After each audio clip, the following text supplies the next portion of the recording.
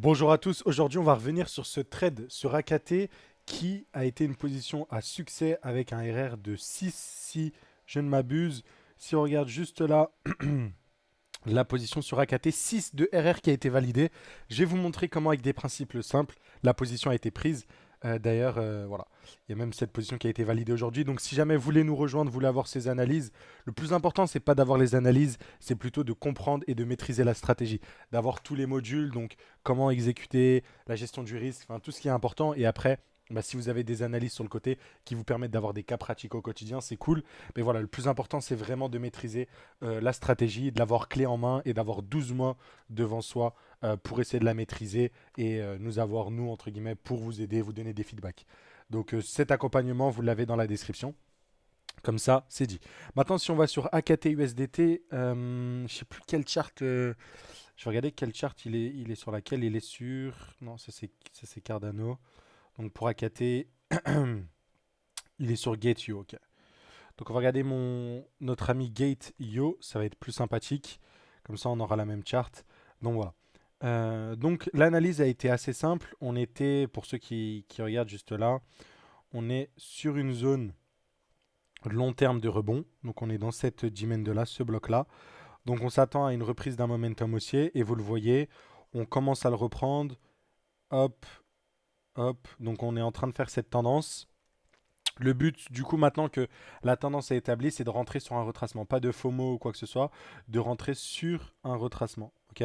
Donc si on observe maintenant au niveau des retracements, au niveau de la position, vous voyez, donc c'est un retour dans ce bloc-là, initialement, qui a causé du coup cette explosion. Donc en gros, euh, on a eu une entrée dans les environs ici, et vous le voyez avec cette dimen de là. En fait, le mieux sur ce genre de position, ce que vous devez faire, c'est juste remonter la time frame et avoir les demands majeures si vous voulez. Et voilà, donc là vous avez une demand majeure sur de la haute time frame. Vous pouvez l'accumuler avec une en plus petit time frame. On le voit, le dernier bloc c'était celui-là à l'origine du pump. Donc voilà. Ensuite, dès qu'on a repéré du coup notre bloc où on veut s'exécuter, donc hop, on va revenir en arrière. On va revenir ici. Hop, on est en train de repérer le bloc. Donc je suis sur du 4 ans. On va essayer de descendre sur la time frame pour observer un pattern d'accumulation. Donc là, si je vais sur du 30 minutes, vous avez un pattern d'accumulation assez atypique parce que en gros, là vous avez vu le low, la cassure du low et une V-shape recovery comme on l'appelle. En gros, le signal ici, donc là c'est pas l'accumulation la plus clean qu'on peut voir, le fameux création de support liquidation. On l'a un peu ici, mais c'est pas aussi propre que la configuration type. Mais du coup, on a le signal qui nous a envoyé avec la cassure de ce high là, d'une reprise haussière. Et donc tout simplement, après le stop loss est géré. Comment le stop loss ici est placé, vous le voyez, il n'est pas placé sous ce lot-là, il est placé en fait sous la demand. Vu que l'accumulation n'était pas très très claire, ok, il est placé vraiment sur le lot de la demand, ok, pour avoir du mou. Derrière, ce qui est visé, donc c'est une continuation haussière, on s'attend à une continuation haussière, donc récupération du dernier high sur notre ami AKT. Donc là, hop, vous le voyez. Sauf que on s'attend aussi à ce qu'on aille faire un plus haut. Pour ma part, j'utilise souvent mon ami Fibo pour avoir des targets. Je dirais, avec ce retracement, on peut espérer un retour au 1,40. Et après, donc je pense que lui, il a défini ses targets vis-à-vis des highs. Donc là, on avait des EQH à venir chercher qui étaient très très intéressants, par exemple. Donc on avait ceux-là à venir chercher. Et je pense que même on avait aussi ce high là. Donc en fait, chaque high représente des liquidités. Donc si on pense qu'on a posé un bottom et qu'on va avoir un momentum haussier, on peut juste définir plusieurs TP jusqu'à celui-ci qui est aussi un high. Et on peut aller chercher, donc vous les avez vus, EQH. High majeur, ce high là. En fait, tous ces high là qui étaient protégés à la base, vu que maintenant on a posé un bottom, parce que je vous le rappelle, sur la grosse time frame là, on a créé un support.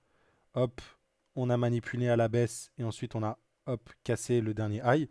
Donc voilà, là on a notre jolie accumulation sur la grosse time frame.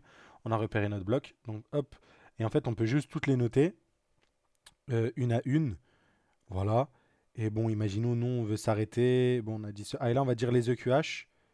Allez, imaginons on va dire ça. On va dire On va dire les EQH. Ça fait quand même un RR de 3,75.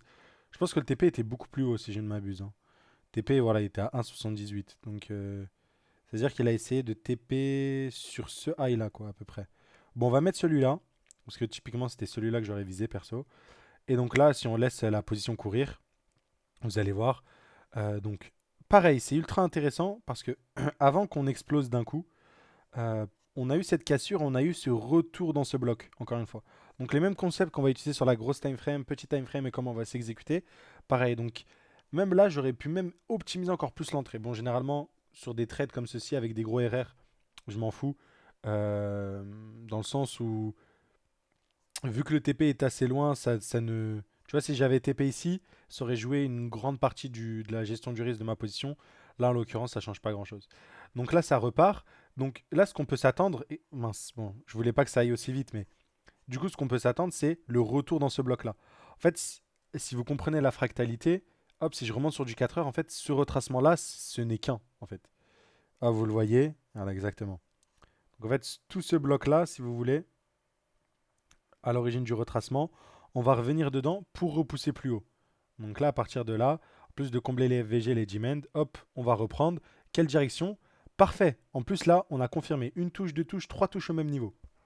Donc là, je peux jouer une continuation haussière. C'est un peu ce qui a été fait aussi. Donc c'est pour ça que maîtriser la stratégie, c'est ultra fort. Parce que là où la position... Alors, hop, si je...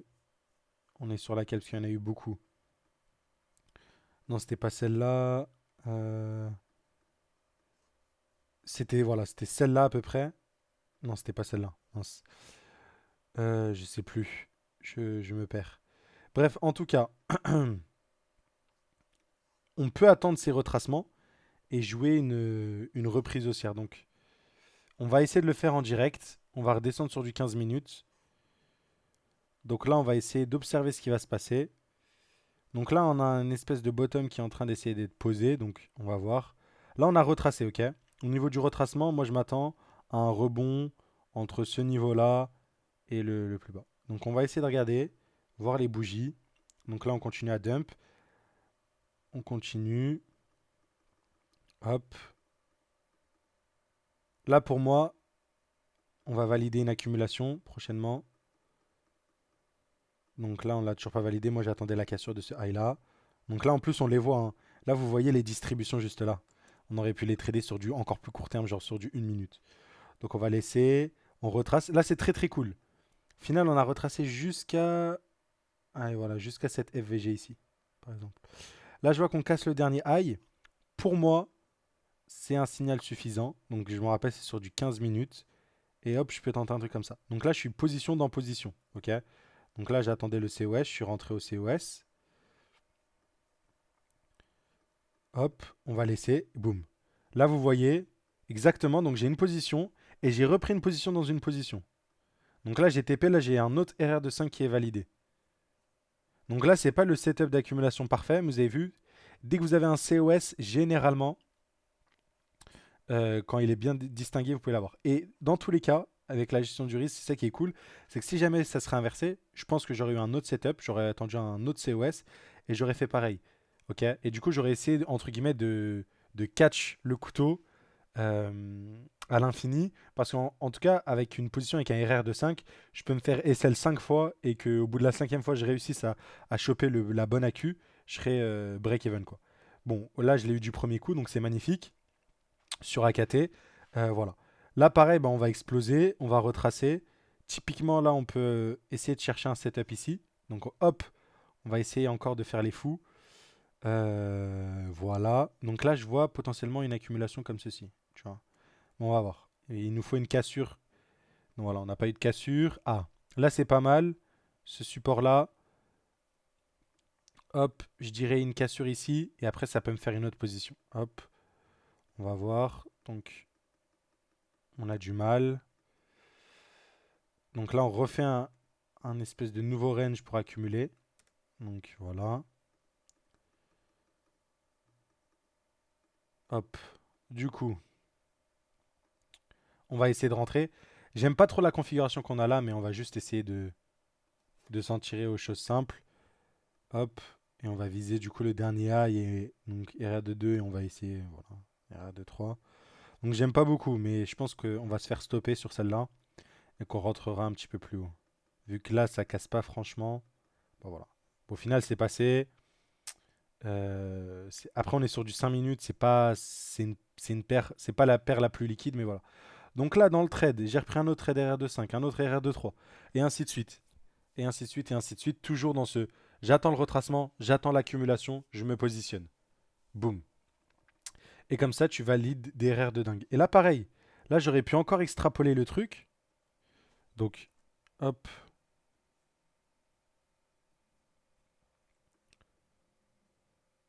Donc là, si on revient ici, là, retracement, retour ici, je suis sûr qu'en une minute, je vois une accumulation.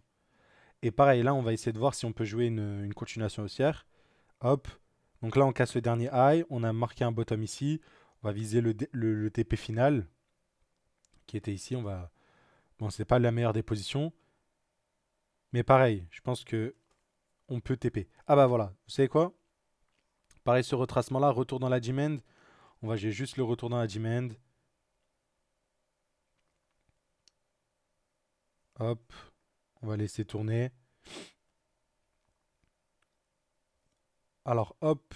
Là, je ferai attention parce que si on n'est pas en mode distribution, ça pourrait être dangereux pour le retracement. On va juste accélérer le truc.